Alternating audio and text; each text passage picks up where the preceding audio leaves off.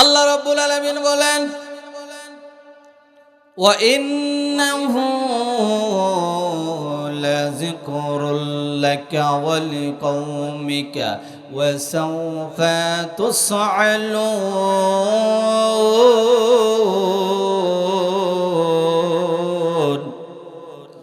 আল্লাহ বললেন, নবী গো, এই কোরআনটা আপনার জন্যে,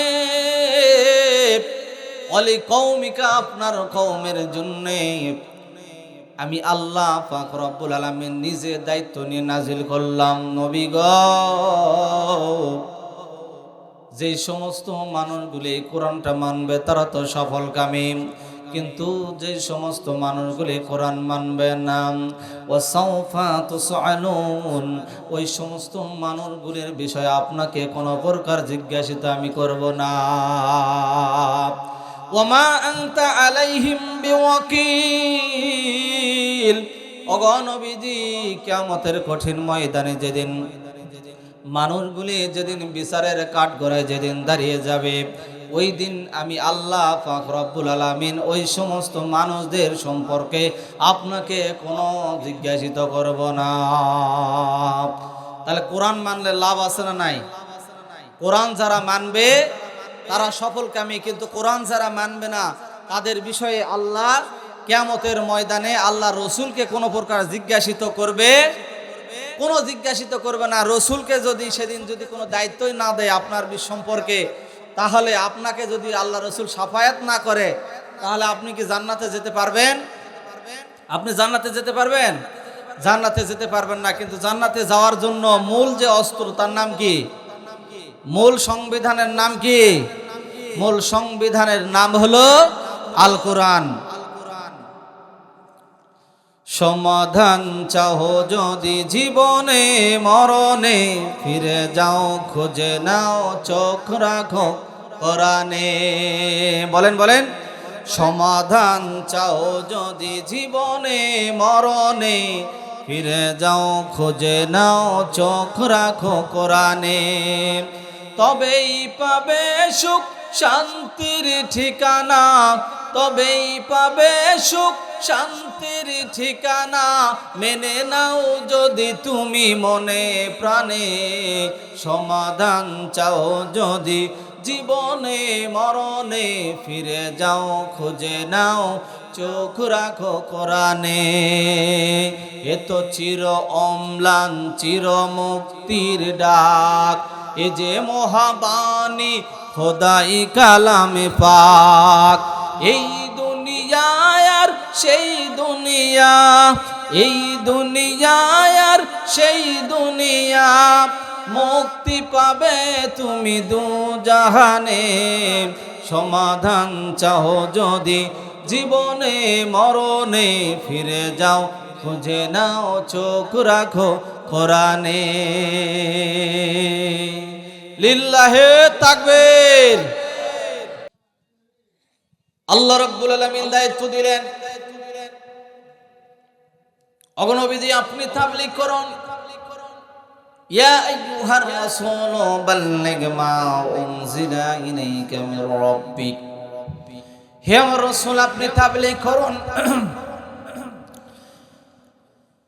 বাল্লিগ মা উনজিলা ইলাইকা মির রাব্বিক ওয়া ইন লাম তাফআল ফামা বাল্লাগতা রিসালাতাহু ওয়াল্লাহু ইয়াসিমুকা মিনান নাস ইন্নাল্লাহা লা ইয়াহদিল কওমাল কাফিরিন।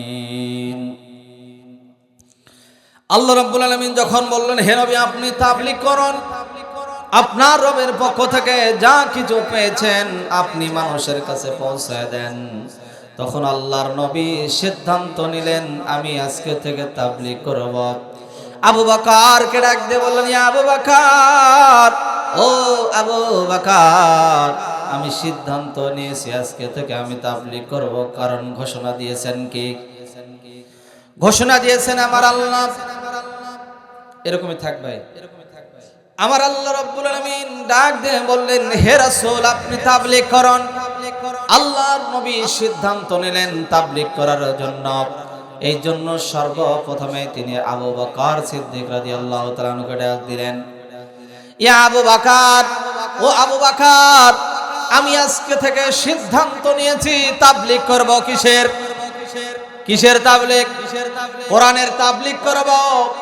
ও আবু বকর, তুমি কি আমার সঙ্গে যাবে? আবু বকর ডাক দিয়ে বললেন, নবী গো, সব সময় আপনার সঙ্গে হয়েছে, জীবন মরণের সাথী আবু বকর। ডাক দিয়ে বললেন, লাব্বাইকা সাদাইকা ইয়া রাসূলুল্লাহ, আপনি যখনই ডাকবেন আমি তাবলীগ করার জন্য রেডি আছি নবীজি। চলেন, কোথায় যাবেন তাবলীগ করার জন্য? আমি আপনার সঙ্গে যাব। নবীজি বললেন, ও আবু বকর, আমি সিদ্ধান্ত নিয়েছি, সর্বপ্রথমে আমি আবু জেহেলের বাড়ি থেকে তাবলীগ শুরু করব। বলেন আল্লাহু আকবার। কার বাড়ি?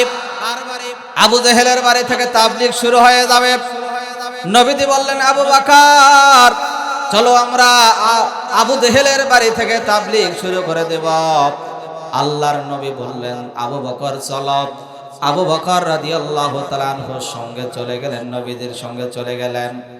নবীদের সঙ্গে যখন চলে গেলেন, রাত্রি বেলায় আল্লাহর নবী রাহমাতুল লিল আলামিন আবু বকর রাদিয়াল্লাহু তাআলা আনহুকে সঙ্গে নিয়ে চলে গেলেন।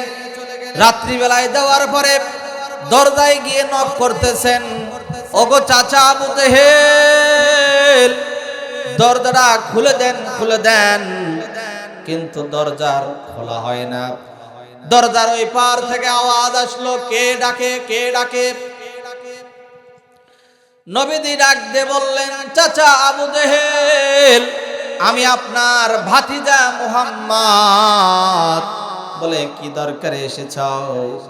আল্লাহর নবী ডাক দিয়ে বললেন, কাকুরে আবু জেহেল, দরজাটা খুলে দেন, আপনার জন্য আমি কিছু হাদিয়া নিয়ে এসেছি।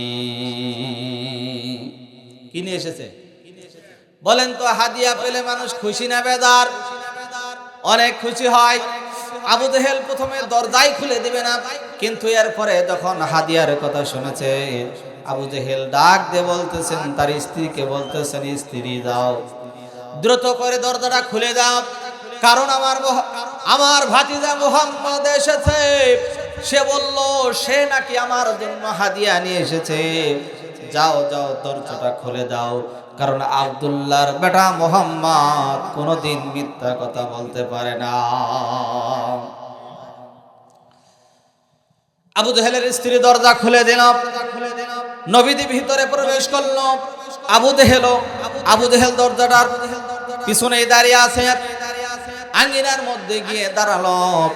আল্লাহর নবী মুহাম্মদ সাল্লাল্লাহু আলাইহি সাল্লাম যখন আঙ্গিনার মাঝখানে গিয়ে পৌঁছালেন, সঙ্গে আবু বকর রাদিয়াল্লাহু তাআলা আনহু আছেন।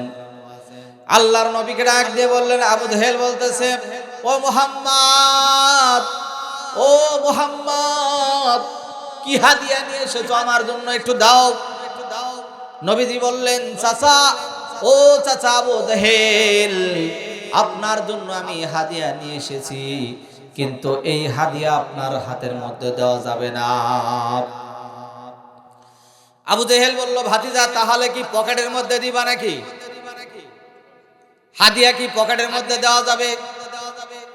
নবীজি বললেন, পকেটের মধ্যে দেওয়া যাবে না। আবু জেহেল বলল, ভাতিজা, তাহলে কি ব্যাগের মধ্যে দিবা? কয় না, ব্যাগের মধ্যে দেওয়া যাবে না। এবার আবু জেহেল বলতেছে, ভাতিজা, আমি বুঝতে পেরেছি, তুমি যে হাদিয়া নিয়ে এসেছো এটা মনে হয় গোপনে গোপনে আমাকে লুকাইয়া লুকাইয়া ঘরের মধ্যে দিবা।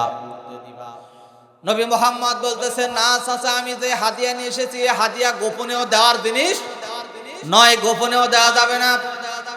ও চাচা আবু জেহেল, আমি যে হাদিয়া নিয়ে এসেছি এই হাদিয়া সবার সামনে প্রকাশ্যে দেওয়া লাগবে। আবু জেহেল বললেন, ভাতিজা, বুঝতে পেরেছি তুমি কোন হাদিয়া নিয়ে এসেছো। নবী মুহাম্মদ বলেন, চাচা বলেন তো আমি কি হাদিয়া নিয়ে এসেছি আপনার জন্য। আবু জেহেল ডাক দিয়ে বললেন, ও ভাতিজা মুহাম্মদ, আমি বুঝতে পেরেছি তুমি কোরআন বলবা। কি বলবা? তুমি কোরআন বলবে আমি বুঝতে পেরেছি। নবীজি মুস্কি মুস্কি হাসতেছে আর বলতেছে, ও চাচা আবু জেহেল, আপনি সঠিক বলেছেন, সত্যই বলেছেন।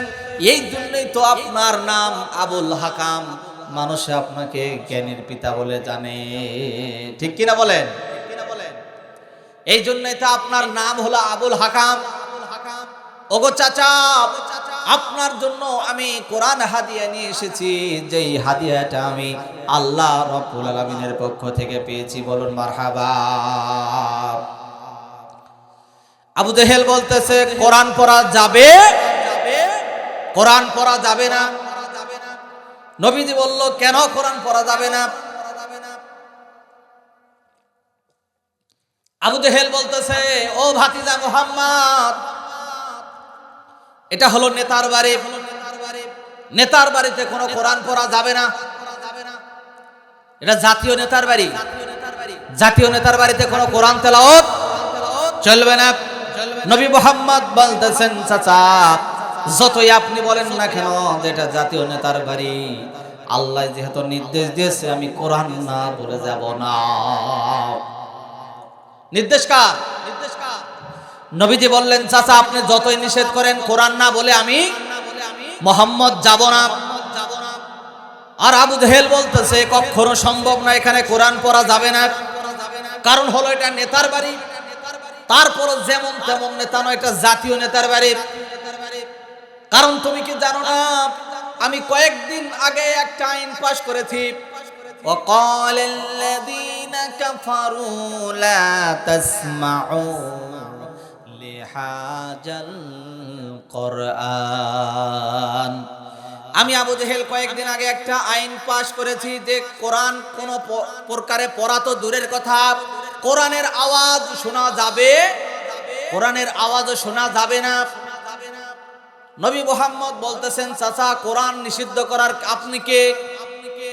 কোরআন দিয়েছেন আল্লাহ, নিষিদ্ধ করলে নিষিদ্ধ করবে আমার আল্লাহ, কিন্তু আপনি তো কোরআনের কেউ না, কোরআনের ধারক বাহক নন। কোরআন যেহেতু আল্লাহ দিয়েছেন, নিষেধ করলে আল্লাহ করবে, সুতরাং আপনি কোরআন নিষেধ করার কে? আবু জেহেল বলতেছে আমি নেতা। কি বলতেছে? আবু জেহেল বলতেছে আমি নেতা। নেতা কিরকম বলতো না? অনেকে বলতো না খেলা হবে। কি হবে? খেলা হবে, খেলা হবে। শামীম তো আর বলে না, সংসদে মমতাদের বুকটা এখন ফাটে না। ঠিক না বেডে? পলকের ঝলক তো আর নাই, বুবুর টাকলা মুরাদ নাই, মামুর বাড়ি দিল্লিতে একা, কবে পাবো তোমার দেখা বুবুরে, কবে পাবো তোমার দেখা। বুবুর দেখায়, বুবুর অপেক্ষায় সবাই আছে, কিন্তু বুবুর দেখা আর পাওয়া যায় যায় না। বুবু তো দেশকে খুব ভালোবাসে, কিন্তু বুবুকে আর দেখা যায় না। বাংলাদেশের লোক এত পাগলের পাগল রে ভাই, এরা বোঝেই না, খেয়াল করে না, চিন্তাই করে না।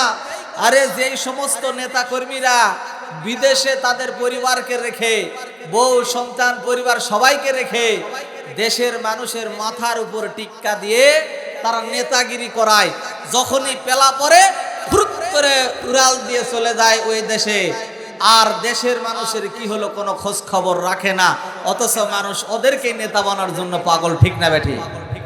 চিৎকার মেরে বলেন ঠিক না বেঠি? আরো চিৎকার মেরে বলেন ঠিক না বেঠি? অথচ যারা বাংলাদেশে কোরআনের আইনকে বাস্তবায়ন করার জন্য, কোরআনের আইনকে প্রতিষ্ঠা করার জন্য, কোরআনের রাজ কায়েম করার জন্য যারা জীবন বিলিয়ে দিচ্ছে, বুকের তাজা রক্ত যারা রাস্তায় রাজপথে যারা বিলিয়ে দিচ্ছে, তাদেরকে মানুষ সাপোর্ট দিচ্ছে না। কথা বলেন ঠিক কিনা? মুসলমান আজকে আমাদের মুসলমানের দুর্ভাগা কপাল, মুসলমান কপাল পোড়া মুসলমান। এরা বোঝে না, এরা বুঝতে চায় না। ভালো করে খেয়াল করে দেখবেন, আপনার যে শত্রু সে হলো আপনার মায়ের পেটের ভাই। বাইরে থেকে শত্রু আনতে হবে না। আপনি যাকে কোলে কাঁধে করে তুলে কষ্ট করে মানুষ করে বড় করলেন, সে আগে আপনার পেটে ছুরি মারে। বাইরের লোক আপনাকে ভালোবাসে, কিন্তু বাড়ির লোক কিন্তু দেখবেন শত্রুতা আগে আপনার সাথে করে। ঠিক বললাম না ভুল বললাম? এই জন্য যারা দেশে থাকে, দেশে থেকে কোরআনের পক্ষে কথা বলে, কোরআনের কথা বলার কারণে যারা জেলখানায় যায়, কোরআনের কথা বলার কারণে যারা জেল জুলুমের সম্মুখীন হয়ে যায়, যারা ফাঁসিতে ঝোলে, যারা জীবন দিয়ে দেয়, তাদের পক্ষে মানুষ খুঁজে পাওয়া যায় না। ঠিক না বেঠি? আজকে কোরআনের কথা বলার জন্য, কোরআনের রাজ কায়েম করার জন্য কত মানুষ আজকে জেল জুলুমের শিকার হলো, লাস্ট পর্যায়ে ফাঁসিতে ঝুলে তারা জীবন পর্যন্ত বিলিয়ে দিল। অথচ আমরা হতভাগা, দুর্ভাগা, কপাল পোড়া মুসলমান আমরা বুঝলাম না। আমরা বুঝবো কবে? এই জন্য আমাদের আজকে স্লোগান হবে, সব দলের দেখা শেষ, কোরআনের বাংলাদেশ। ঠিক না বেঠি? সব দলের দেখা শেষ। সবাই বলবেন, সব দলের দেখা শেষ, সব দলের দেখা শেষ, কোরআনের বাংলাদেশ। আল কোরআনের আলো, আপনারা বলবেন সংসদে জালো। আল কোরআনের আলো, সংসদে জালো, ঘরে ঘরে জালো, সারা বাংলায় জালো, সারা বিশ্বে জালো। আগে আমরা স্লোগান দিতাম, ঘরে ঘরে জালো, আল কোরআনের আলো। এই জন্য আর সংসদ পর্যন্ত পৌঁছায়নি। কিন্তু আজকে আমাদের স্লোগান হলো যে সংসদে জালো, কোরআনের আলো, সে যেই দল যাক। আমরা এক দলকে বলতেছি না, আমরা বলতেছি যেই দল ক্ষমতায় যাবে তারা যেন কোরআন দিয়ে রাষ্ট্র চালায়। কোরআন দিয়ে যদি রাষ্ট্র না চালায়, যদি নিজের বাপ দাদার ধর্ম অনুসারে, নিজের বাপ দাদার মত, বাপ দাদার পথ, বাপ দাদার তৈরি সংবিধান দিয়ে যদি রাষ্ট্র পরিচালনা করতে চায়, বাংলাদেশের তৌহিদি জনতা তাদেরকে ঘাড়ে পাক দিয়ে আবার নিচে নামায় দিবে। ঠিক না বেঠি? বিগত ফ্যাসিস্ট সরকারের আমলে আমরা দীর্ঘদিন পর্যন্ত দেখেছি, প্রায় 15 থেকে 17 বছর পর্যন্ত তারা আগে ওয়াদা করেছিল যে আমরা মদিনার সনদ দিয়ে দেশ চালাবো, কিন্তু মদিনার সনদ তো দূরের কথা, তাদের বাপের সনদ দিয়ে দেশ চালাচ্ছে। ঠিক না বেঠি? তাদের বাপের তৈরি করা সংবিধান দিয়ে তারা রাষ্ট্র চালাইছে। এমনকি কথায় কথায় বলতো, আমি নেতা। আমি কি নেতা? আমার গাড়ির মধ্যে 20 রাউন্ড ভরে রাখছি। কথা বললে ফুটুস। ঠিক না বেঠি? এ বলতো না? আছে আছে কোরআনকে যারাই বাতিল করতে চেয়েছে তারাই বাতিল হয়ে গেছে। আল কোরআন আজও আছে, কিয়ামত পর্যন্ত থাকবে ইনশাআল্লাহ। কিয়ামত পর্যন্ত থাকবে। বরঞ্চ এই কোরআনকে যারা বাতিল করার সিদ্ধান্ত নেবে, আল্লাহ এই দুনিয়ার জমিনে তাদেরকে বাতিল করে দিবে। এই জন্য আসুন, জাতি, ধর্ম, বর্ণ নির্বিশেষে সবাই আমরা কোরআনের কাছে নিজের জীবনকে সিলিন্ডার করি, আত্মসমর্পণ করি। কারণ ইহকালে পরকালের শান্তি যদি পেতে চাও, তাহলে কোরআন ছাড়া কোনো উপায় নাই। কোরআন ছাড়া কোনো উপায় নাই। এই জন্য কোরআনের সংবিধান, কোরআনের আইন, কোরআনের নিয়ম, কোরআনের রাষ্ট্র, সব কিছু কোরআন দিয়ে চলতে হবে। ঠিক না ঠিক? আজকে যদি পার্লামেন্টে কোরআন যদি থাকে, মুসলমান, এই যে প্রকাশ্য দিবালোকে হাদি নামে এক মুসলিম ভাইকে গুলি করে মেরেছে, দেখছেন? মৃত্যুর সঙ্গে পাঞ্জা লড়তেছে। আজকে যদি এই রাষ্ট্রীয় জীবনে, রাষ্ট্রীয়ভাবে যদি কোরআনের আইন প্রতিষ্ঠা থাকতো, তাহলে আজকে প্রকাশ্য দিবালোকে কোনো খুন হতো না। আজকে খেয়াল করে দেখেন মুসলমান, কোরআনের আইন যদি আজকে সংসদে থাকতো, তাহলে পিতার হাতে তার মেয়ে ধর্ষিত হতো না।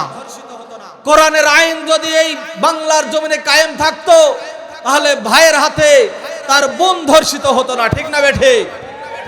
80 থেকে 85 বছরের বৃদ্ধা মহিলাকে মাঠের মধ্যে নিয়ে গিয়ে ধর্ষণ করতো না। ঠিক বললাম না ভুল বললাম? আজকে যদি কোরআনের আইন প্রতিষ্ঠা থাকতো, তাহলে আজকে আপনি রাত্রিবেলায় হোক দিনের বেলায় হোক সম্পদ নিয়ে ঘুরতেন, কোনো অসুবিধা হতো না। দিনে অথবা রাতে আমাদের মা বোনেরা যেথায় খুশি সেথায় যেত, কেউ কোনোদিন চোখ তুলে তাকানোর সাহস পেত না, ঠিক না বেঠিক? এই জন্য আমাদের এই জীবনকে, আমাদের এই সংবিধান সুন্দর করার জন্য, দেশকে সুন্দর করার জন্য, সমাজকে সুন্দর করার জন্য আমাদের কোরআনের আইন চাই কি চাই না বলেন? যারাই কোরআনের কথা বলে তাদেরকে বলে মৌলবাদ, তাদেরকে বলে জঙ্গিবাদ, তাদেরকে বলে জামাত শিবির, ঠিক না বেঠিক? কথাই কথাই বলতো, হই হই রই রই জামাত শিবির গেলি কই, বলতো না? হই হই রই রই জামাত শিবির গেলি কই। একটা দুটা শিবির ধর, সকাল সন্ধ্যা নাস্তা কর, তারা নাকি শিবির দিয়ে নাস্তা করত। নাউজুবিল্লাহ। জানোয়ারের চাইতেও খারাপ, পশুর চাইতেও খারাপ, নিকৃষ্টতম। এই জন্যই তো আল্লাহ বলেছেন উলাইকা কাল আনআম বাল হুম আদাল, এরা চতুষ্পদ জন্তুর চাইতে খারাপ, তার চাইতেও খারাপ, কুকুর শ্রীগালের চাইতেও খারাপ, ঠিক না বেটা? আজকে যে কে কোন দল করেছেন আমরা জানি না, কে কোন দলের লোক এখানে বসে আছেন তাও জানি না। হানাফি না আহলে হাদিস না ফুরফুরা না পীর তরিকা না কোন দলের কোন গ্রুপের তাও আমাদের জানা। কে আস্তে আমিন বলে, কে জোরে বলে, কে হাত বুকের উপর বাঁধে, কে ছেড়ে দেয়, কে নাভি নিচে বাঁধে, এগুলি দেখার বিষয় আমাদের এখন নাই। আগে আপনারা বলতেন যে মৌলবীরা সব এক হন, আমরা তখন এক হয়ে যাব। এখন সব মৌলবীরা এক হয়েছে, আপনারা যাবেন কই বলেন? সব হুজুররা এখন এক হয়েছে, এক পাল্লাতে এসে দাঁড়িয়েছে। এখন আপনারা আছেন কিনা বলেন? লিল্লাহে তাকবীর। এক হও, এক হও দুনিয়ার মুসলিম, এক হও, এক হও দুনিয়ার মুসলিম। লিল্লাহে তাকবীর, নারে তাকবীর।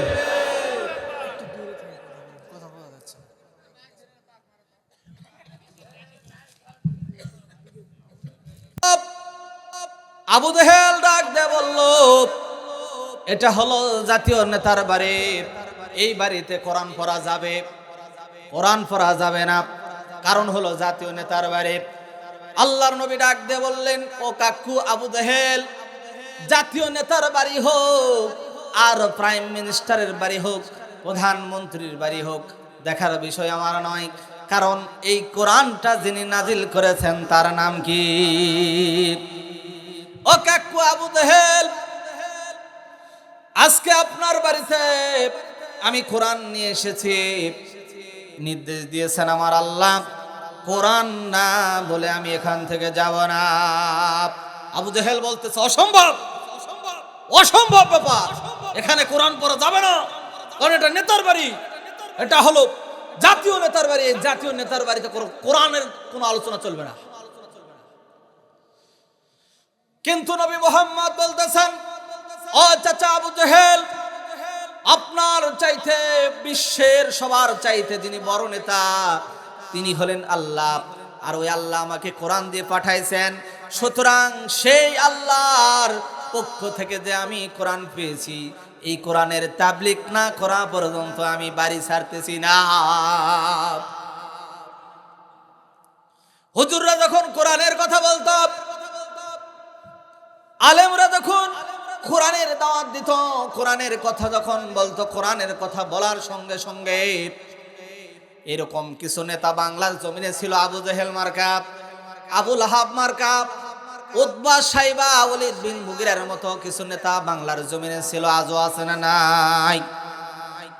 তাদের কাছে কোরআন তেলাওয়াত করলে তারা শুনতে চায় না, কোরআন তেলাওয়াতে তারা বাধা দিত, এমনকি তাফসির কোরআন মাহফিল যেখানে হবে সেখানেই তারা বাধা দিত, কোরআনের মাহফিল হতে দিত, কোরআনের মাহফিল হতে দিত না। এই জন্য আবু জেহেল বলল, আমি তো আইন পাশ করেছি, আল্লাহ পাক রব্বুল আলামিন সেই আইনটাও কোরআনুল কারীমের মধ্যে কোট করে জানিয়ে দিয়েছেন, وقال الذين كفروا لا تسمعوا لهذا القرآن والغوا فيه لعلكم تغلبون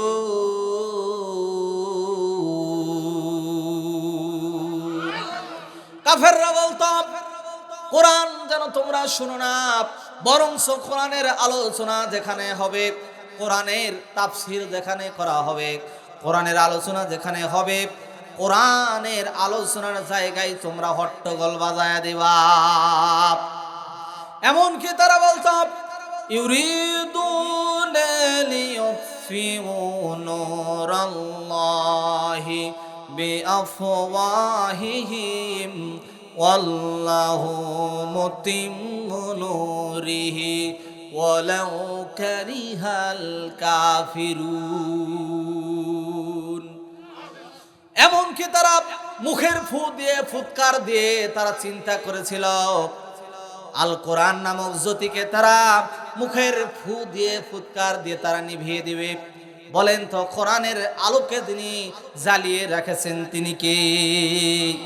কোরআন এমন একটা প্রজ্বলিত একটা নূর, কোরআন এমন একটা প্রজ্বলিত আলো, যেই কোরআনকে কিয়ামত পর্যন্ত কাফের, মুশরিক, বেঈমান, বেদুইন, নাসারা গোষ্ঠী যত আছে কেউ মিলে সবাই একজোট হয়েও কোরআনের নূরকে কেউ নিভাতে পারবে? কেউ পারবে না।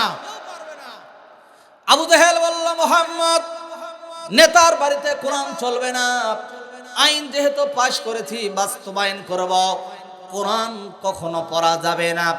আল্লাহর নবী বলতেছে, আল্লাহ নির্দেশ দিয়েছে কোরআন না পড়ে আমি যাব না। আবু জাহেল বলতেছে কোরআন পড়া যাবে না, নবী মুহাম্মদ বলতেছে কোরআন না পড়ে যাব না। এবার আবু জাহেল বলতেছে যদি তুমি এখান থেকে না যাও ঘাড় ধাক্কা দিয়ে বের করে দেব। নেতারা বলতো যদি তোমরা কোরআনের কথা বলো, যদি তোমরা আল্লাহর কথা বলো, তাহলে তোমাদেরকে জেলখানায় ঢুকায়া দেব, বলতো কিনা? যদি কেউ কোরআনের কথা বলো তাহলে তোমাকে ফাঁসির কাস্টে ঝুলাইয়া দেব। যদি কেউ কোরআনের কথা বলতো লাস্ট পর্যায়ে জেলখানার মধ্যে রেখেও যখন ক্ষান্ত হয় নাই, তখন ইনজেকশন পুশের মাধ্যমে দুনিয়া থেকে বিদায় করেছে। কথা বলেন ঠিক না? তারপরে যখন তাদের ভয় কাটে না, তারপরে যখন তারা ক্ষান্ত হয় না, লাস্ট পর্যায়ে তারা চিন্তা করলো কোরআনের আইন বন্ধ করে আমরা তো যখন পারলাম না, কোরআন শোনানো বন্ধ করে আমরা যখন পারতেছি না, তখন এই সংসদে এমন একটা আইন পাশ করতে হবে, যদি কারো মাথায় টুপি থাকে, যদি কারো মুখে দাড়ি থাকে, তাহলে তাকে জঙ্গি বানাইয়া জেলখানার মধ্যে দেওয়া লাগবে। এরকম লিস্ট হয়েছে কিনা বলেন? লিস্ট এরকম হয়েছিল কিনা? হাইরে যারা কোরআনের কথা বলতো, কোরআনের পথে যারা চলতো, একটু যারা ইসলামের পথে যারা চলতো, যারা মুখে একটু দাড়ি রেখেছিল, মাথায় একটু টুপি দিয়েছিল, এমনকি 5 ওয়াক্ত সালাত যারা আদায় করেছিল, তাদেরকে দেখলেই বলতো এরা জঙ্গি। জঙ্গি বলতো কিনা বলেন? আবু জাহেল বলতেছে মুহাম্মদ তুমি তো জঙ্গি, তোমার কোরআন শোনা যাবে না, আমার বাড়িতে কোরআন চলবে না। কিন্তু নবী মুহাম্মদ সারার লোক নয়। এবার নবী মুহাম্মদ বলতেছে কোরআন না পড়া পর্যন্ত যাব না, কিন্তু আবু জেহেল বলতেছে ঘাড় ধাক্কা দিয়ে বের করে দিব, না হলে জেলখানার মধ্যে ঢুকায় দেব, আর না হলে ফাঁসিতে ঝোলাবো, আর না হলে ফাঁসিতে ঝুলে দেব। কিন্তু নবী মুহাম্মদ বলতেছেন চাচা চেষ্টা করে আপনি দেখতে পারেন, আমি কোরআন না বলা পর্যন্ত এখান থেকে যাব, কোরআন না বলা পর্যন্ত যাব না। এবার আল্লাহর নবী মুহাম্মদ রাসূলুল্লাহ সাল্লাল্লাহু আলাইহি সাল্লামের কথা শুনে আবু জেহেল রাগান্বিত হয়ে দৌড় দিয়ে সে নবী মুহাম্মদের ঘাড়ের মধ্যে হাত রেখে এবার যখন ঠেলতেছিল, আল্লাহর নবী মুহাম্মদ সাল্লাল্লাহু আলাইহি সাল্লাম উপরের দিকে নজর কইরা আল্লাহর কাছে বলতেছেন মালিক আমি তোমার কোরআন বলার জন্য এসেছি, ওগো আল্লাহ জালেমের জুলুম থেকে তুমি রক্ষা করো আল্লাহ। এই কথা যেমনি আল্লাহর নবী বলেছেন, আল্লাহ পাক রব্বুল আলামিন হযরত জিবরাইল আলাইহিস সালাতু ওয়াস সালামকে বললেন, ইসলামের দাওয়াত দিতে গিয়েছে, কোরআনের দাওয়াত দিতে গিয়েছে আবু জেহেলের বাড়িতে। ও জিবরাইল, তুমি তাড়াতাড়ি যাও, আমার বন্ধু মুহাম্মাদের পা দুটি জমিনের সাথে শক্ত করে ধরো। বলেন তো ফেরেশতা জিবরাইল যদি পা ধরে আর কি কেউ নাড়াতে পারবে? আবু জেহেল ঠেলতেছে, আবু জেহেল ঠেলতেছে, নবী মুহাম্মদ নড়ে না। আবু জেহেল ডাক দিয়ে বলতেছেন, ভাতিজা মুহাম্মদ, একটু আগেই তো নরম ছিলা, এখন কেন এরকম পাহাড়ের মতো শক্ত? একটু আগেই তো তুমি নরম ছিলা, এখন পাহাড়ের মতো শক্ত, ব্যাপার কি? নবী মুহাম্মদ বলতেছেন, ও কাকু আবু জেহেল, কোরআনের কথা যারা বলে, কোরআনের দাওয়াত যারা দেয়, কোরআনের তাবলীগ যারা করে, এরা প্রথমে নরম থাকে। কি থাকে? কোরআনের কথা যারা বলে, কোরআনের দাওয়াত যারা দেয়, এরা প্রথমে নরম সুরে কথা বলে, নরম সুরে কোরআনের দাওয়াত দেয়, দ্বীনের দাওয়াত নরম সুরে দেয়। কিন্তু এই নরম সুর শুনে যারা মনে করে যে এরা তো বিড়ালের বাচ্চা, এদেরকে ঠান্ডা মনে করে যে এদের শক্তি নাই, এদেরকে দুর্বল মনে করে যারা ঘাড়ে হাত দিয়ে ধাক্কা দিতে চায়, তখন আল্লাহ রাব্বুল আলামিন এই কোরআনের পক্ষের লোকগুলিকে পাথরের মতো শক্তিশালী বানায় দেয়। কোরআনের কথা যারা বলে, কোরআনের পক্ষে যারা থাকে, তারা প্রথমে নরম থাকে, তুলার মতো নরম হয়। কিন্তু কোরআনের পক্ষে থাকা লোকগুলিকে যারা বাধা দিতে আসে, তখন তাদেরকে আল্লাহ পাক রব্বুল আলামিন পাথরের পাহাড়ের মতো শক্তিশালী করে দেয়। সুবহানাল্লাহ। ভাই কিছু করেন, আলামিন দায়িত্ব দিয়েছেন, হে নবী আপনি তাবলীগ করুন। আল্লাহর নবী আবু জেহেলকে ডাক দিয়ে বললেন, কাকুরে, যতই ঠেলো কোনো কাম হবে না, যতই ঠেলো কোনো কাম হবে না। এর বহুদিন আগের একটা অ্যাডভাইস দেখছেন টিভিতে, যতই চাপো কোনো লাভ হবে না, চাই আরএফএল টিউবওয়েল, তাছাড়া পানি উঠবে না। সুতরাং আজকে যতই লাফালাফি করো আর যতই চাপাচাপি করো, কোনো লাভ হবে না যদি তোমরা কোরআন না মানো। ঠিক না বেঠি? আজকে যতই সংবিধান নিয়ে আসো, যতই আইন পাশ করো, আর যতই কোনো নিয়ম কানুন নামাও না কেন, যতই ডিজিটাল ট্রাইব্যুনাল গঠন করো না কেন, কোনো ট্রাইব্যুনালে কাজ হবে না যদি তোমরা কোরআনের আইনকে রাষ্ট্রীয়ভাবে বাস্তবায়ন না করো। কোরআনের আইনকে রাষ্ট্রীয়ভাবে বাস্তবায়ন না করা পর্যন্ত যত দুনিয়ার পথ, যত দুনিয়ার মত, যত সংবিধান, যত আইন আছে, যত নিয়ম কানুন আছে, কোনো কিছুতেই মানুষের কোনো প্রকার লাভ হবে না। এই জন্য কোরআনের আইন বাস্তবায়ন করতে হবে দুনিয়ার জমিনে। কথা বলেন ঠিক না বেঠি? আবু জেহেল বলতেছেন, ও ভাতিজা মুহাম্মদ, তাহলে এখন কি উপায় হবে? নবী মুহাম্মদ বলতেছেন, চাচা আবু জেহেল, উপায় একটাই, কোরআন বলার সুযোগ দেওয়া লাগবে। বর্তমানে অনেকেই চেষ্টা করতেছে তাফসীর মাহফিল যেন না হয়, কোরআনের মাহফিল যেন না হয়। কোরআনের মাহফিল হলেই তাদের একটু মুখ বেঁকা, ঠোঁট বেঁকা। তারাও চেষ্টা করতেছে এখন। আগে এক আবু জেহেল ছিল, এখন তার ছোট আবু জেহেল আছে, আছে না নাই? নাম ধরে বলতেছে না, অনেকেই আছে, তারাও চেষ্টা করতেছে। আপনাদের যদি এত ভয় থাকে যে একটা তাফসীর মাহফিলের একজন হুজুরের দ্বারা যদি লক্ষ লক্ষ কোটি কোটি মানুষ যদি তাদের দলে চলে আসে, তাহলে আপনারাও আসেন, আপনারাও আসেন। আপনাদের প্রতি আমাদের উদাত্ত আহ্বান, আপনারা সব মত, সব পথ ছেড়ে দিয়ে, আপনারা তো মুসলমান, আপনারা কোরআনের কাছে চলে আসুন। ঠিক না বেঠে? আপনারা কোরআনের কাছে আসুন। আপনারা কোরআন দিয়ে রাষ্ট্র পরিচালনা করার জন্য প্রতিশ্রুতি দিন। আপনারা কোরআন দিয়ে রাষ্ট্র পরিচালনা করুন। আপনারাও দিনের কথা বলুন কোরআন দিয়ে, আপনারাও রাজনীতি করুন কোরআন দিয়ে, আপনারা সমাজ কায়েম করুন কোরআন দিয়ে, আপনারা পরিবার কায়েম করুন কোরআন দিয়ে। ঠিক না বেঠিক? তাহলে আমরাও আপনাদের দলে যোগদান করব।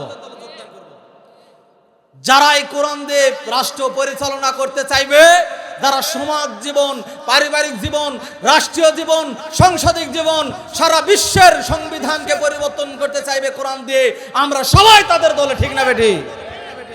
আমরা আর কোনো দিকে থাকবো না। আপনি আজকে এখানে কোরআন হাতে নিয়ে বলেন, এখানে ঘোষণা দেন যে আপনি কোরআন দিয়ে কথা বলবেন, কোরআন দিয়ে রাষ্ট্র পরিচালনা করবেন, পারিবারিক জীবন পরিচালনা করবেন, সামাজিক জীবন পরিচালনা করবেন। আমরা আজকে থেকে আপনার দলে। কিন্তু আপনি যদি কোরআনকে ওভারটেক করে অমান্য করেন, পৃষ্ঠদেশ দেখান, অপারগতা প্রকাশ করেন, আল্লাহ নিজে দায়িত্ব নিয়ে বলতেছেন নুকাইয়িদ লাহু শয়তান। ওদের অভিভাবক হলো শয়তান। ওদের অভিভাবক কোনো মানুষ থাকতে পারে না, ওদের অভিভাবক কোনো আল্লাহ থাকতে পারে না, ওদের অভিভাবক হলো শয়তান। আর যাদের অভিভাবক শয়তান হয়ে যায়, তারা পথ দিয়ে চলতে পারে না, তারা বিপদগামী, তারা পথ থেকে বিচ্যুত। সুতরাং ইহকালে পরকালে শান্তির মুক্তির পথ একমাত্র হলো আল কোরআন। ঠিক না বেটি? আল কোরআন ছাড়া কোনো বাঁচার কোনো রাস্তা, কোনো পথ, কোনো কিছু নাই।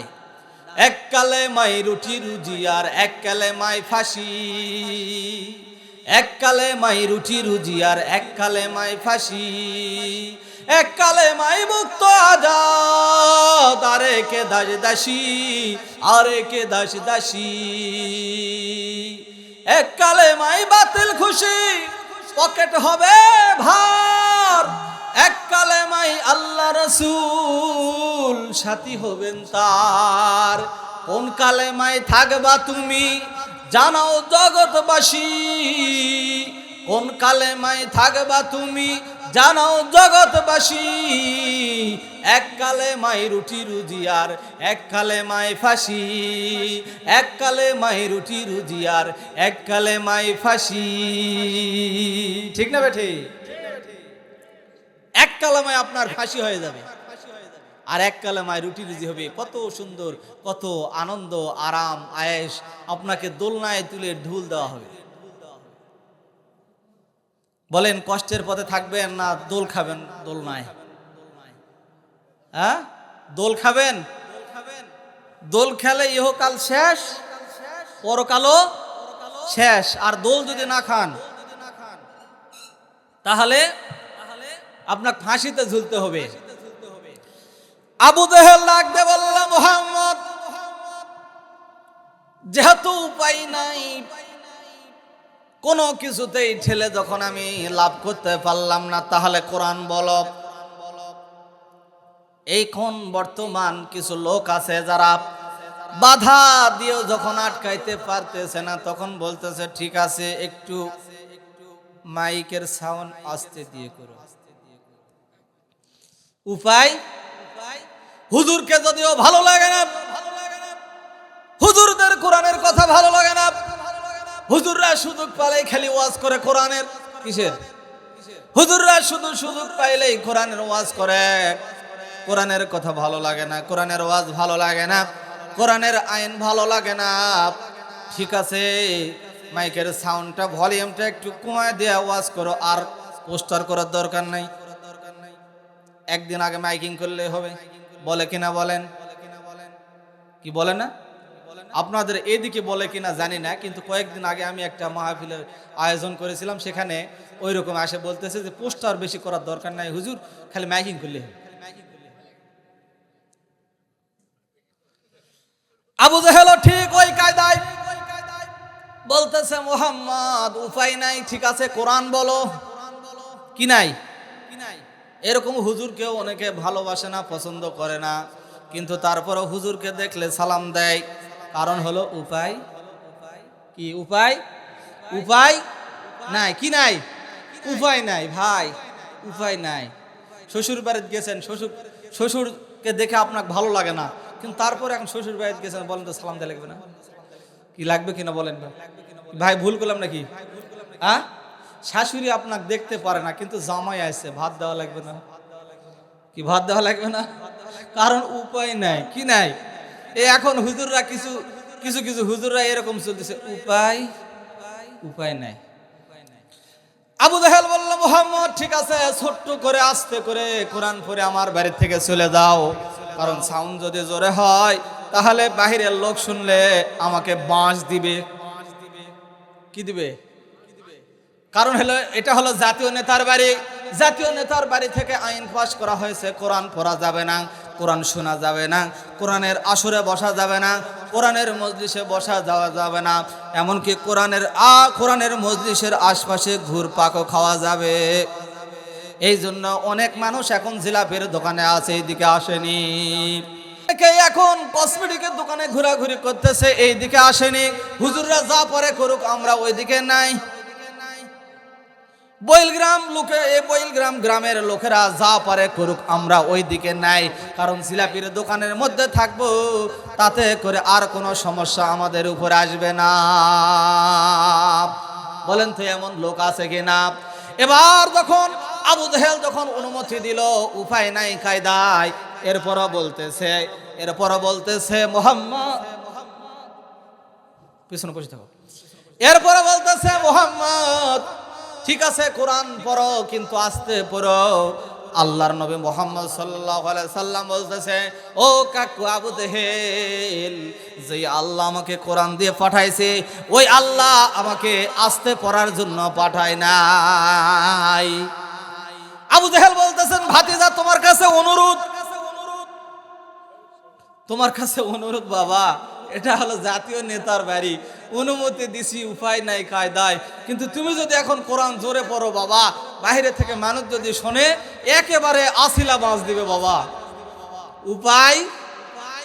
কিন্তু নবী মুহাম্মদ বলতেছেন, চাচা আস্তে পড়ার জিনিস এটা না, আস্তে পড়া যাবে না। পড়েন সবাই, আউযু বিল্লাহি মিনাশ শাইতানির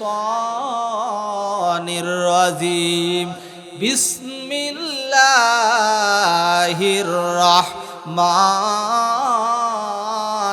রহিম।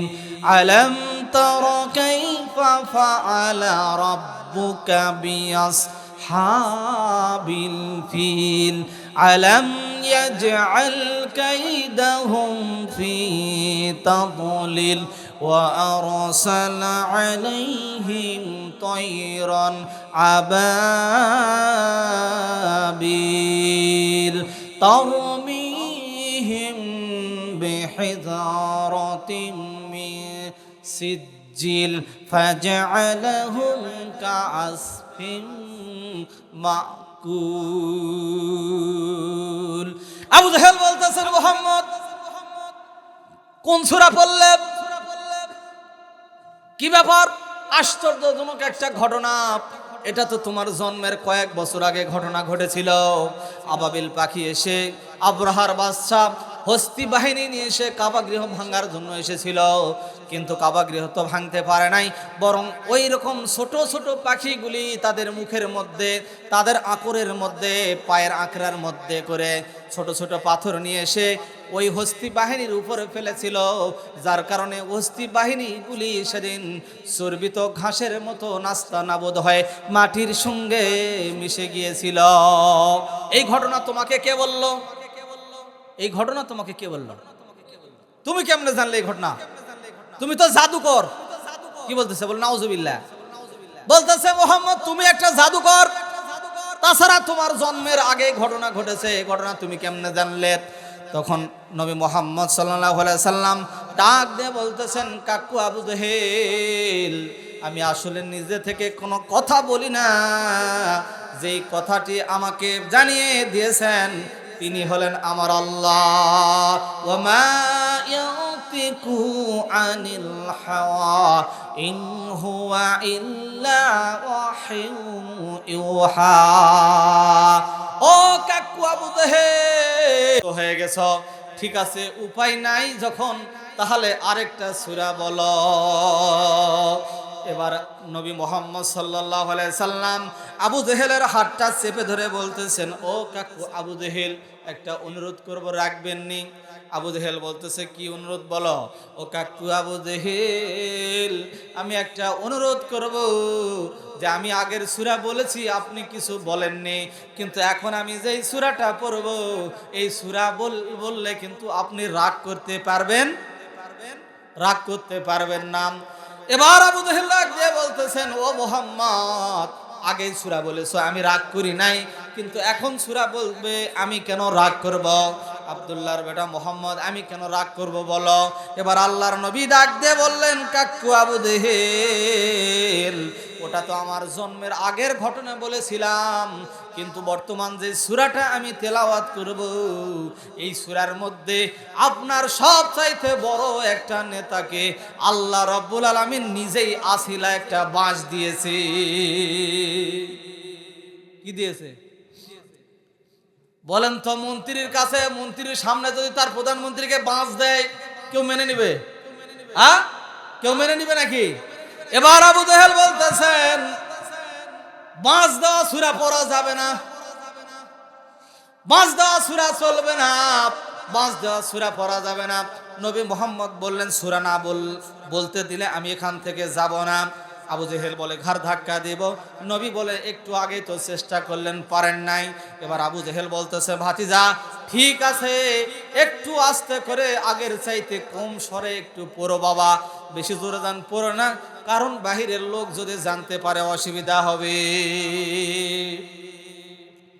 এবার নবীজি পড়া শুরু করল। ভাই কোন অসুবিধা? এবার নবীজি পড়া শুরু করলেন, সকলে পড়ুন, বিসমিল্লাহির রহমানির রহিম, তাব্বাত ইয়াদা আবি লাহাবিন ওয়া তাব। এতটুকু বলেছে। বলার পরে, এই মুহাম্মদ, তুমি কি বললে? আমার নেতা ধ্বংস হবে মানে? আমার নেতা ধ্বংস হবে তুমি বলেছ? ও কাকু, আমি বলি নাই, আল্লাহ বলেছে। কে বলেছে? এরকম বাংলার জমিনে নাইবে রাসূল, কোরআনের পাখি যারা আলেম ওলামারা যখন কোরআনের কথা যখন বলে, তখন যদি চোরের বিরুদ্ধে যায়, চোর খেপে যায়, ঠিক না বেঠি? লুচ্চার বিরুদ্ধে যদি যায়, তাহলে লুচ্চা খেপে যায়, ঠিক না বেঠি? মুনাফিকদের বিরুদ্ধে চলে গেলে মুনাফিকরা খেপে যায়, ঠিক না বেঠি?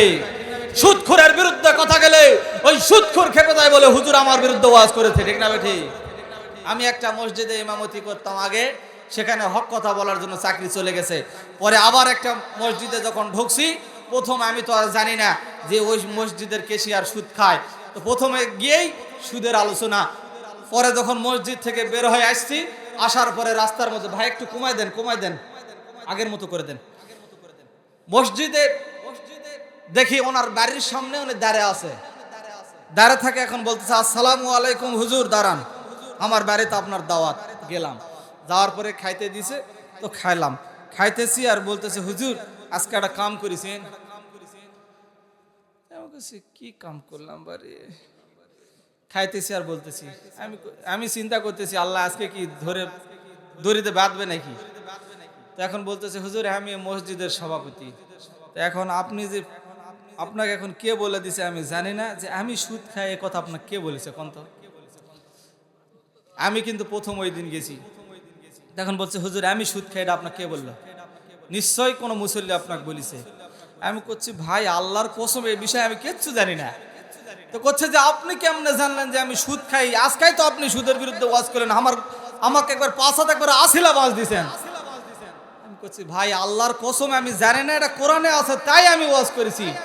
সেদিন চিন্তা করলাম যে সভাপতির বিরুদ্ধে আর ওয়াজ করব না, সুদের বিরুদ্ধে আর ওয়াজ আমি করলাম না, ও সুদের বিরুদ্ধে ওয়াজ বাদ দিলাম।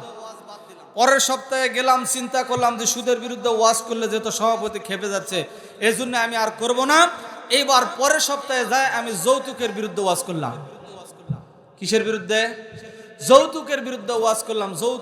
যৌতুক যারা নিবে, যৌতুক যারা খাবে, এরা পায়খানা খাবে, যা বলা লাগে আর কি, যত কিছু গাল আছে সব বললাম। বলার পরে মসজিদ থেকে এখন যখন বের হয়ে আসতেছি দেখি কেশিয়ার সাহেব রাস্তায় দাঁড়িয়ে আছে। কেশিয়ার সাহেব এখন অন্য রাস্তা দিয়ে আমি আসছি, সভাপতির রাস্তা দিয়ে আসিনি। কেশিয়ারের বাড়ির রাস্তা দিয়ে ওই দিক দিয়ে যখন আসতেছি তখন কেশিয়ার সাহেব এখন রাস্তায় দাঁড়িয়ে এখন বলতেছে, আসসালামু আলাইকুম হুজুর সাহেব, ভালো আছেন? আছে আলহামদুলিল্লাহ। হুজুর সাহেব, আপনার তো বক্তব্য অনেক সুন্দর, খুব কড়া কড়া কথা বলেন, তা আমার বাড়ি আলি আপনাকে না দাওয়াত করেছে বাড়িতে, আজকে না খিলাবে, নতুন হুজুর আছে, ঠিক আছে। তো গেলাম বাড়িতে, ভাই বাড়িতে যাওয়ার পরে এরকম খাইতে দিছে, দেওয়ার পরে ওই যে আপনার কেশিয়ার নিজেই তুলে দিচ্ছে সব কিছু, খাসির গোস্ত, মুরগির গোস্ত, তারপরে ব্রয়লার মুরগি, মাছ, ডিম, গরুর গোস্ত, বিরিয়ানি, দই, মিষ্টি সব কিছু করছে, করে টেবিল ভর্তি করে আমাকে এখন খাওয়াচ্ছে। তো খাইতে এখন তুলে দিচ্ছে আর বলছে, হুজুর আপনি খান, আপনার সাথে কিছু কথা আছে। তো আমি করছি, ভাই বলেন, খাইতে খাইতে বলা হবে, আমার আবার সময় নেই, আমি আবার ব্যবসায়িক মানুষ, আমার ব্যবসা আছে, তো আমাকে তাড়াতাড়ি যাইতে হবে ভাই। তো ঠিক আছে। তো বলতেছে কেশিয়ার সাহেব এখন বলতেছে, হুজুর আজকে আমাকে বাঁশ দেওয়া লাগলো। আমি এখন চিন্তা করতেছি, আরে বাঁশ কোথা থেকে দিলাম, যে বাঁশের দাম, একটা বাঁশ 250 থেকে 300 টাকা দাম রে ভাই, ঠিক না বে ঠিক? আমি আবার বাঁশ কখন দিলাম? তো কেশিয়ার সাহেব এখন বলতেছেন, হুজুর আপনার কে এটা বলে দিছে কোন? তো এই গত সপ্তাহে আমার বেটাকে বিয়া দিয়ে 5 লাখ টাকা লিছি, এটা কে আপনাকে কলো? ভাই আমি কি জানি? আমি জানি বলেন তো যে উনি 5 লাখ টাকা নিছে বেটাকে বিয়া দিয়ে? আমি তো জানি না, আমি কোরআন হাদিস থেকে ওয়াজ করছি। তখন ওই দিন চিন্তা করলাম যে আল্লাহ, আজকে থেকে সুদের ওয়াজ বাদ, যৌতুকের ওয়াজ বাদ, এইবারে অন্য ওয়াজ করবো। পরের সপ্তাহে গেলাম, পরের সপ্তাহে যায় চিন্তা করলাম যে হক কারা কারা মারে, হকের একটা ওয়াজ করব। কিসের? হকের ওয়াজ করবো আজকে থেকে। এই হকের ওয়াজ করলে তার কোনো সমস্যা নাই। এবার হকের ওয়াজ শুরু করলাম, যারা হক মারবে কিয়ামত পর্যন্ত হজ করলে কাম হবে না। বোনের হক যদি মারা থাকে, ভাইয়ের হক মারা থাকে, যদি তার হলো আর যে ভাস্তা টাস্তা বা আরো যারা অংশীদার, যারা ওয়ারিসদার আছে, এদের হক যদি কেউ মারে, তাহলে কিয়ামত পর্যন্ত হজ করলে কাম হবে না। কিয়ামত পর্যন্ত মসজিদে এসে মাথা ফেটে ফেলে যদি ইবাদত করে, তারপরও কাম হবে না। এমনকি যদি কেউ কারো জমিনের আল ঠেলে, বলেন তো ওটা হক নষ্ট করে কিনা? কি হক নষ্ট করে কিনা ভাই? উপরে বসে। তাহলে জমির যদি কেউ আল ঠেলে, তাহলে হক নষ্ট হবে কিনা বলেন? হক নষ্ট হবে কিনা বলেন? চিৎকার মেরে বলেন, হবে কিনা? আচ্ছা, যাই হক মারবে এই জান্নাতে যেতে পারবে? পারবে না। এখন হকের সম্পর্কে আলোচনা করলাম, করার পরে আমি যখন মসজিদ থেকে যখন বের হয়ে যাচ্ছি, ওই মসজিদের সহসভাপতি, যারা মসজিদে জমি দিছে, মসজিদে তো অনেক টাকা পয়সা দিয়ে মসজিদটা তৈরি করে দিছে, দেওয়ার পরে এখন ওই মসজিদের সহসভাপতি এখন আমাকে জোরে একটা লম্বা সালাম দিয়ে করছে, হুজুর আমার বাড়িতে আজকে আপনার দাওয়াত। ওই বাড়িতে গেলাম, বাড়িতে গিয়ে দাওয়াত খাইতেছি। খাওয়ার সময় এখন বলতেছে, হুজুর এইভাবে মানুষকে বাঁচ দেয়, এই আমার কথাগুলা এটা এই মসজিদত এতগুলা লোকের সামনে কোয়া লাগবে? আমি করছি, ভাই আমি কি অপরাধ করলাম বলেন তো? তো করছে, জি হুজুর, আমি যে একজনের জমি ঠেলে 2 শতক নিছি, এটা আপনার কয় দেয়া লাগবে? এটা আপনি 2 শতকের কথাই কইছেন, ওটা তো আমার কথাই কইছেন আপনি। আমি তো আর চিন্তা মুখ, আল্লাহ কি অবস্থা! একজন সুদের কথা বললে সুদালা খেপে যায়, আরেকজন যৌতুকের কথা বললে যৌতুকালা খেপে যায়, আরেকজন বলি যে আল ঠেললে, উনি আবার এক কাজ করেননি ভাই, উনি আবার আরো বলতেছে ভাই হুজুর, আমি আমার বোনে ঘর জমি কি জন্য দেই না আপনি জানেন? আমি বলছি, ভাই এ অকাম আপনি করেছেন? তো বলছে যে আমার খালি তাই লয় ভাই, আমার ছোট ভাইকে আমি জমি দেইনি। ওই লোক আবার হাজি মানুষ, জমি কতগুলা জানেন? 100 বিঘা। 100 বিঘা, বেশি লয়, 100 বিঘা জমি আছে। আমি বলছি, ভাই এটা একটা কাজ করেছেন আপনি, আজকে যদি আপনি না বলতেন তাহলে আমি কিছুই জানতাম না ভাই, তো আপনি বলে দিলেন। কি কেউ কয়নি? কেউ কয়নি হুজুর আপনার? আমি বলছি, ভাই কেউ কয়নি, খালি আল্লাহ খুশি। বলেছে কে? আল্লাহ বলেছে। এই জন্য আল্লাহর নবী মুহাম্মদ সাল্লাল্লাহু আলাইহি সাল্লাম বলতেছেন, চাচা চিন্তার কোনো দরকার নাই, আপনার নেতাজি ধ্বংস হয়ে যাবে, এটা কেউ আমাকে বলেনি, এটা বলেছে কে? কে বলেছে? পড়েন আমার সাথে, তাব্বাত ইয়াদা আবি লাহাবি ওয়া তাব মা আগনা আনহু মালুহু ওয়া মা কাসাব সায়াসলা নারা যাতা লাহাবিন ওয়া আমরাতুহু হাম্মালাতাল হাতাব ফি জিদিহা হাবলুম মিন মাসাদ। আল্লাহু আকবার। নবীজি তেলাওয়াত করলেন। এবার আবু জেহেল তেলাওয়াত শেষ হওয়ার সঙ্গে সঙ্গে লাফ দিয়ে রাগান্বিত হয়ে দৌড় দিয়ে চলে গেল আবু লাহাবের বাড়িতে। বাড়িতে যাওয়ার পরে দরজায় যেন জোরে জোরে নক করতেছে আবু লাহাব। ও আবু লাহাব, আব্বাজান আমার শ্বশুর। আবু জেহেলের শ্বশুরের নাম হলো আবু লাহাব। আবু লাহাবের বাড়িতে গিয়ে দরজায় নক করতেছে আর বলতেছেন, ও আব্বাজান ও আবু লাহাব, বাড়িতে আসেননি? বলে, বাড়িতে আসি বাবা। আবু জেহেল, কি হয়েছে বলো না? এত তড়িঘড়ি করে রাগান্বিত করে ছুটতে ছুটতে কেন আমার বাড়িতে চলে আসলে? এবার আবু জেহেল ডাক দিয়ে বলতেছেন, আব্বাজান,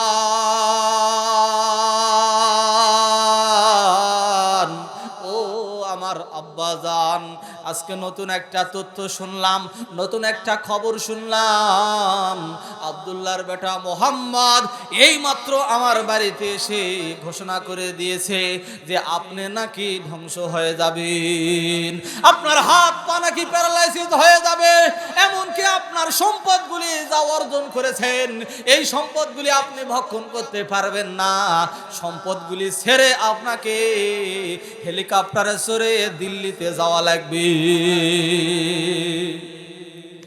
সম্পদ অর্জন করবেন, আন্ডারগ্রাউন্ড করে মিলিয়ন বিলিয়ন টাকা পয়সা সম্পদ রেখে দিবেন, এমনকি 800 ভরি স্বর্ণ রেখে দিবেন লকারে, তারপরে ওই স্বর্ণ কোনোদিন গলায় দিতে পারবেন না।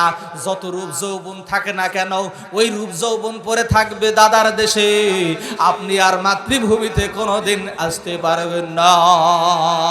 আবু লাহাব বলতেছে, কি এত বড় কথা বলেছে, আমি ধ্বংস হয়ে যাব? আবু জেহেল বলতেছেন, ও আব্বাজান, শুধু তাই নয়, এই কথা বলে সে ক্ষান্ত হয় না, সে বলেছে নাকি আমার সুন্দরী, আমার যে শাশুড়ি আছে, আপনার যে সুন্দরী স্ত্রী আছে জামিলা, এই স্ত্রীও মারা যাবে, এই স্ত্রীও ধ্বংস হয়ে যাবে। এখন বলেন তো ও আব্বাজান, এখন মুহাম্মদের বিরুদ্ধে কি করা যায় বলে? মুহাম্মদের বিরুদ্ধে এখন অ্যাকশন নেওয়া লাগবে না? আবু লাহাব এবার চোখ বেয়ে পানি পড়তেছে, কাঁদতেছে। আবু জেহেল বলতেছেন, ও আব্বাজান, আপনি কেন কাঁদতেছেন? আবু লাহাব ডাক দিয়ে বলতেছেন, বেটা, ও জামাই আবু জেহেল, তুমি তো জানো না নবী মুহাম্মদকে আমরা বিশ্বাস করি না, নবী বলে মানি না, কিন্তু আব্দুল্লাহর বেটা মুহাম্মদ কোনোদিন মিথ্যা কথা বলতে পারে না। যদিও আমরা তাকে নবী বলে মানি না, বাংলার জমিনে যারা আলেম ওলামাদেরকে আলেম বলে মানে নাই, হুজুর বলে মানে নাই, কিন্তু তারপরও আলেম ওলামাদেরকে দেখে ভয় করেছে কিনা বলে? যত ভয় শুধু আলেমদেরকে নিয়ে, যত ভয় শুধু টুপিওয়ালা, যত ভয় শুধু পাগড়িওয়ালা, যত ভয় শুধু যারা কোরআনের কথা বলে তাদেরকে নিয়ে। ঠিক কিনা বলে? কোরআনের কথা বলাতে যারা বলে, কোরআনের দাওয়াত যারা দেয় তাদেরকে নিয়ে যত ভয়, তাছাড়া অন্য সাধারণ পাবলিক নিয়ে কোনো ভয় নাই। সাধারণ পাবলিক নিয়ে কোনো ভয় নাই, যত ভয় সব শুধু টুপিওয়ালা নিয়ে। ঠিক কিনা বলে? আবু লাহাব বলতেছেন, আবু জেহেল শোনো, আমরা যদিও মানি না সে মুহাম্মদ নবী, কিন্তু আমি সাক্ষী দিচ্ছি উনি হলো আব্দুল্লাহর বেটা মুহাম্মদ, সে হলো খাঁটি নবী, আল্লাহর নবী, খাঁটি আল্লাহর রসুল। আর নবীরা যদি কাউকে অভিশাপ দেয়, নবীর ওয়ারিস আলেমরা যদি কাউকে অভিশাপ দেয়, পুঙ্খানুপুঙ্খানুভাবে লেগে যায়। নবী যদি কাউকে অভিশাপ করে 3 মাসের বেশি সে আর বাঁচে না। কি ঠিক না ঠিক? বাংলাদেশের একজন আলেম বলেছিল, আমরা হলাম মৌলবাদ, আমরা মূলে আছি, আমরা গোড়ায় আছি, আমরা হলাম মৌলবাদ। আমরা যদি জঙ্গিবাদ হই, আমরা যদি মৌলবাদ হই, আমরা যদি কোরআন আলা হই, তাহলে আমরা আছি মূলে। আর এই মূল যদি একবার ঝাঁকি দেয়, তাহলে মামুর বাড়ি দিল্লিতে গিয়ে পড়বা, ইন্দুরের গর্ত খুঁজে পাবে না পালাবার জন্য। ঠিক না বেঠি? ইন্দুরের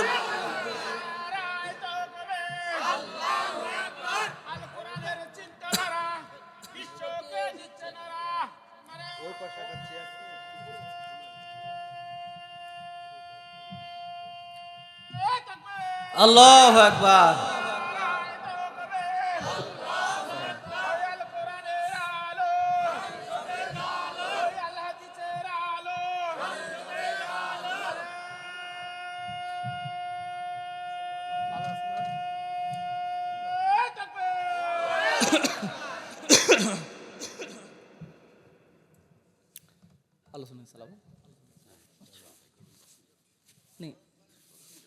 কি আলোচনা কি চলবে? যেহেতু ভাই আসছে কথা বলবো নাকি? আবু লাহাব ডাক দিয়ে বলল, ও জামাই আবু জাহেল, নবীরা যদি কাউকে অভিশাপ করে 3 মাসের বেশি বাঁচে না। কয় মাস? আলেমরা যদি কারো উপর বদদোয়া করে, সেই ব্যক্তি 1 বছরের বেশি টিকতে পারে না। ঠিক কিনা বলে? ঠিক হয়েছে কিনা? তাই হয়েছে কিনা? এবার আবু জাহেল কাঁদতেছে, আবু জাহেল কাঁদতেছে, আবু লাহাব কাঁদতেছে। আবু লাহাবের স্ত্রী উম্মে জামিল শুনেছে তেও নাকি মারা যাবে, সে নাকি ধ্বংস হয়ে যাবে। এই কথা শুনে সেও কাঁদতেছে। 3 জনে কান্নাকাটি শুরু করে দিয়েছে। এবার কান্নাকাটি যখন করতেছে, আবু লাহাব ডাক দিয়ে বলতেছেন, বেটারে ও জামাই চিন্তা করিস না। হাতটা নিয়ে বলতেছে, বাবা একটু ধৈর্য ধর, কাঁদিস না আর কাঁদিস না, আমি এর ব্যবস্থা করতেছি। আব্দুল্লাহর বেটা মোহাম্মদকে আমি দুনিয়ায় 7 দিনের বেশি থাকতে দিব না। যেহেতু নবীরা অভিশাপ দিলে 3 মাসের বেশি কেউ বাঁচে না, আলেমরা অভিশাপ দিলে 1 বছরের বেশি সে আর টিকতে পারে না। এই জন্য তারা চিন্তা করেছিল, তারা ভালো করে আলেম চিনেছিল, তারা হক্কানি আলেম ওলামাদেরকে চিনেছিল যে আলেমরা যদি অভিশাপ করে 1 বছরের বেশি টিকা যাবে না। এই জন্য তারা ডিজিটাল ট্রাইব্যুনাল তৈরি করে ওই আলেমদের জন্য ফাঁসির ব্যবস্থা করেছিল।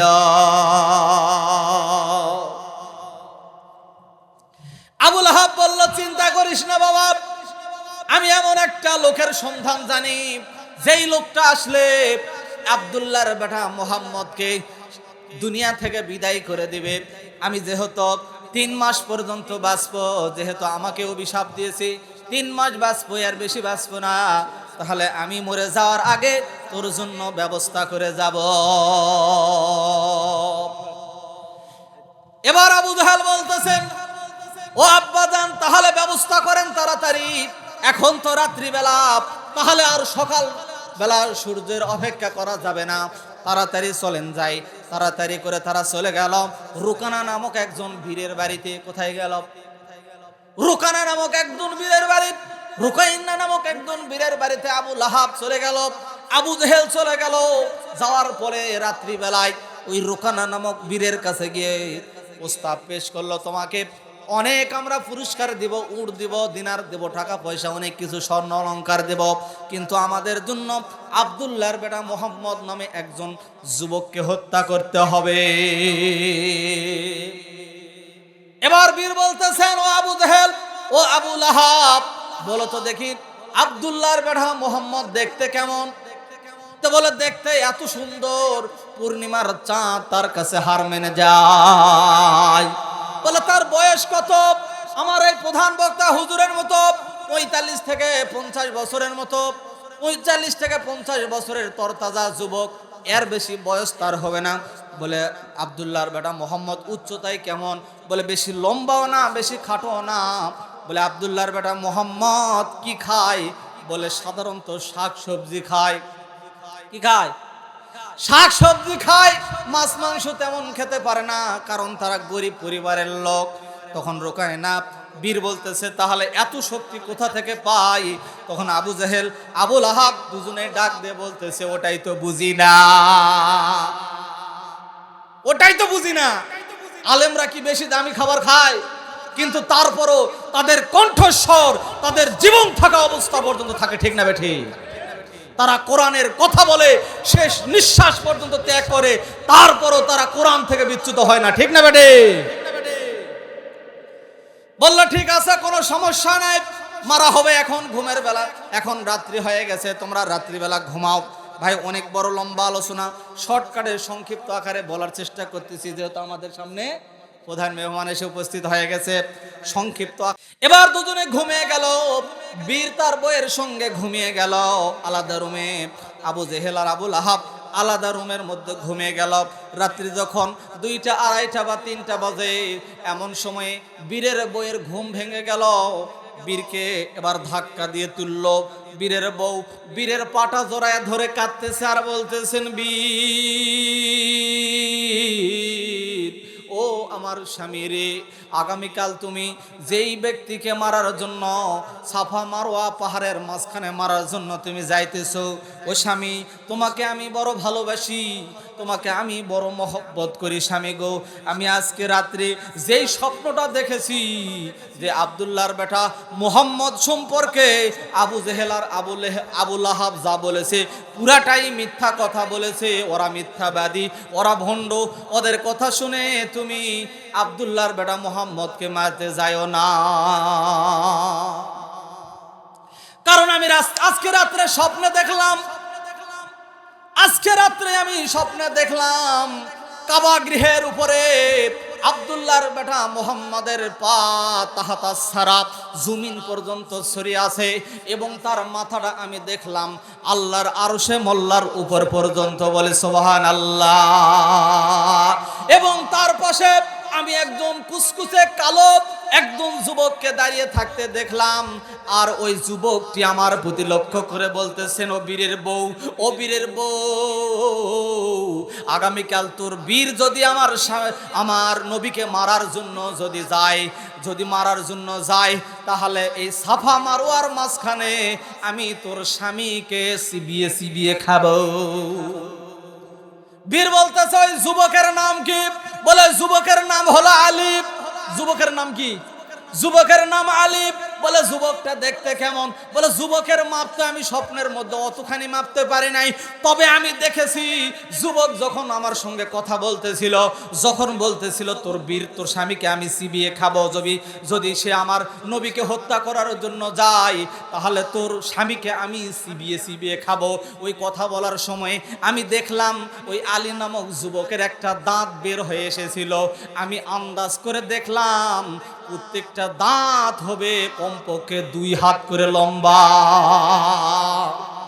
কয় হাত? 2 হাত করে লম্বা হবে।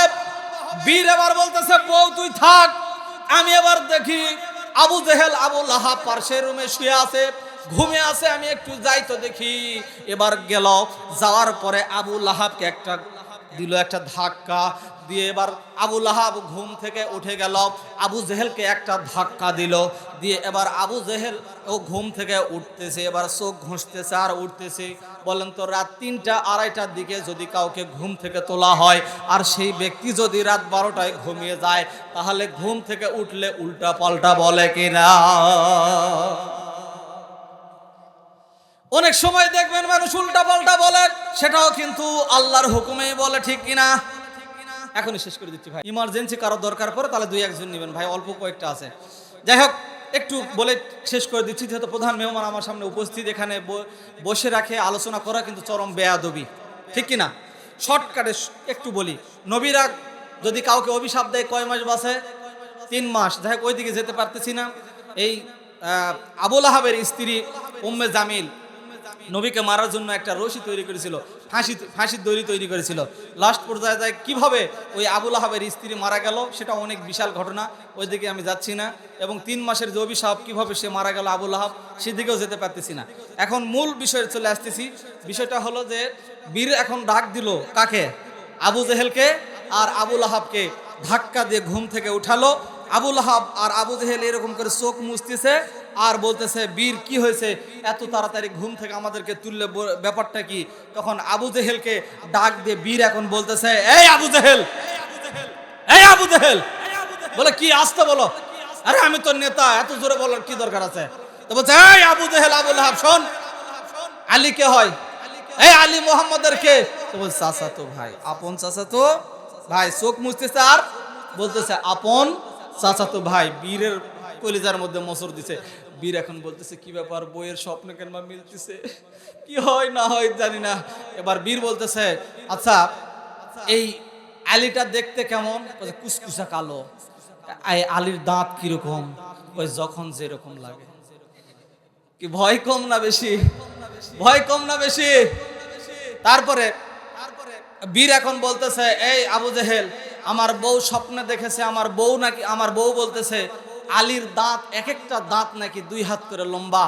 তখন আবু জেহেল আর আবু লাহাব চোখ মুছতেছে আর বলতেছে, এত ছোট দেখলো কেন, এত ছোট দেখলো কেন? মানে অবস্থা বুঝে ব্যবস্থা। যাই হোক, ওই জাগরণটা আরেকবার বলে শেষ করে দেই। ও আখিরের দাওয়ানা আলহামদুলিল্লাহি রব্বিল আলামিন। আমার জন্য সকলে দোয়া করবেন। দিনের পথে দিন প্রচারের কাজে মহান আল্লাহ পাক রব্বুল আলামিন যেন কবুল করেন, বলি আল্লাহুম্মা আমিন। দেশে হে আগুন জ্বালাইয়া জনতার জ্বালাইয়া, দেশে হে আগুন লাগাইয়া জনতার জ্বালাইয়া, পালাইয়া সাইরা গেলে ঢাকা, কোন ভবনটা এখন ফাঁকা বুবুরে, কোন ভবনটা এখন ফাঁকা। দেশে আগুন লাগাইয়া জনতার জ্বালাইয়া, পালাইয়া সাইরা গেলে ঢাকা, বাংলাদেশটা এখন ফাঁকা বুবুরে, বাংলাদেশটা এখন ফাঁকা। খেলা হবে, খেলা হবে, শামীম তো আর বলে না, সংসদে মমতাজের বুকটা এখন ফাটে না। খেলা হবে, খেলা হবে, শামীম তো আর বলে না, সংসদে মমতাজের বুকটা এখন ফাটে না। পলকের ঝলক তো আর নাই, বুবুর টাকলা মুরাদ নাই, পলকের ঝলক তো আর নাই, বুবুর টাকলা মুরাদ নাই। মামুর বাড়ি দিল্লিতে একা, অপেক্ষায় আছে বুবু ঢাকা। ও ডাইনি রে, কবে পাবো তোমার দেখা? ও তুমি মিথ্যা মামলায় ফাঁসি দিলা সোনার আলেম গুলারে, কত বড় ডাইনি সেদে নাই মায়া তোর অন্তরে। ও তুমি মিথ্যা মামলায় ফাঁসি দিলা সোনার আলেম গুলারে, কত বড় ডাইনি সেদে নাই মায়া তোর অন্তরে। ও সেই আদালত আছে, ফাঁসির দড়িও আছে, সেই আদালত আছে, ফাঁসির দড়িও আছে, কবে পাবো তোমার দেখা? অপেক্ষায় আছে বুবু ঢাকা।